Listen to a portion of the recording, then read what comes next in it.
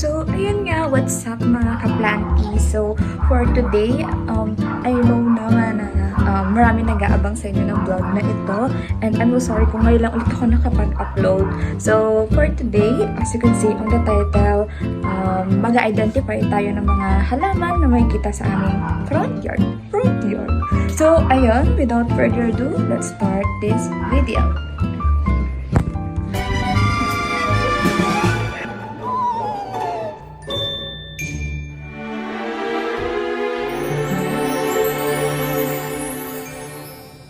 So, ayan, nandito na tayo sa labas. So, saan ko ba ito papatong? So, as you can see, ito yung front yard namin. So, ayan, mag-start na tayo maghanap. So, ayan, bali paglabas natin, may makikita agad tayo. Paspalum conjugatum.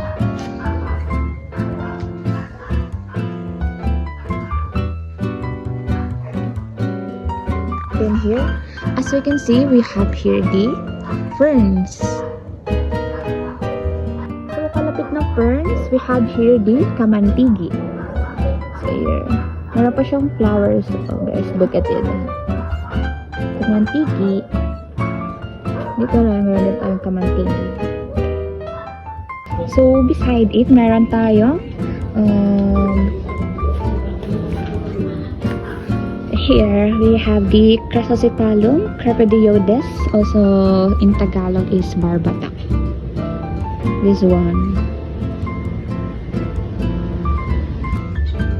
I think this one is Sampalok Sampalukan. I'm not sure, but isi-search ko siya later. So, it's confirmed mga kaplanti, it's Sampalok Sampalukan. This one.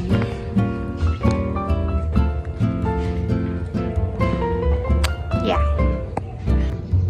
Then, sa kalapit naman ng ating Sampalok Sampalukan, we have here the watercress. So, look at it. Super, niya, ang prominent tong tsura niya. So cute eh. Look at the watercress. So, ayan. Ayan, lakad lang tayo ng kaunti, guys. So, here naman, may makikita tayong Shantilum sinorum, also known as the little ironweed. So, look at the little flowers, guys. Super cute niya. Pero damo lang sila, pero, yeah. Then, let's see later kung ano yung mga medicinal properties niya.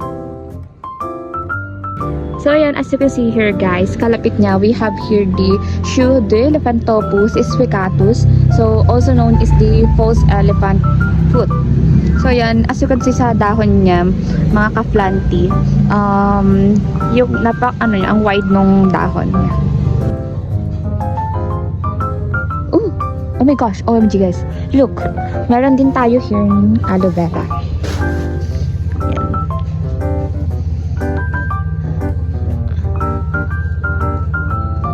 Wow. I didn't expect na may ganito pala dito sa labas. Labas ang door. So, lakad lang tayo ng kaunti. Maghanap pa tayo. So, ayun. Ayun, may nakita rin ako. Look guys. Meron din tayo oregano. Ayan, so kilala naman natin yung oregano as panggamot ng cough, ng ubo.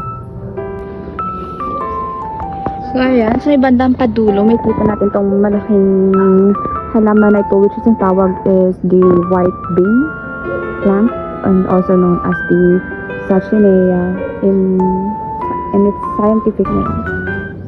Ayan, look at it. Ayan siya. So, ayan, look. Oh my gosh, guys. Wait lang mga ka-planty. Para may nakita akong maliit na halaman ng mangga. This one, look. Diba? Mangga to diba?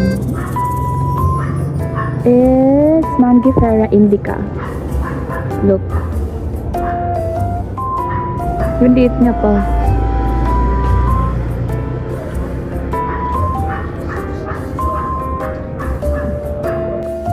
While many plants possess a wide range of medicinal properties, this comparison focuses on their antimicrobial and anti-inflammatory effects. Plants like Paspalum conjugatum, Balsamina impatiens, Crassula crepidioides, Nasturtium officinale, aloe vera, and Shensia exhibit antimicrobial properties, while Polypodopsida, Mangifera indica, and Pseudolephantus picatus possess anti-inflammatory qualities. Notably, Origanum vulgare, Chantillium cinorum, and Tamarindus indica demonstrate both antimicrobial and anti-inflammatory activities. So, ayun mga kaplanti, tapos na natin sila i-groupings according to their uses. And naalam na rin natin kung ano yung mga medicinal properties na meron sila.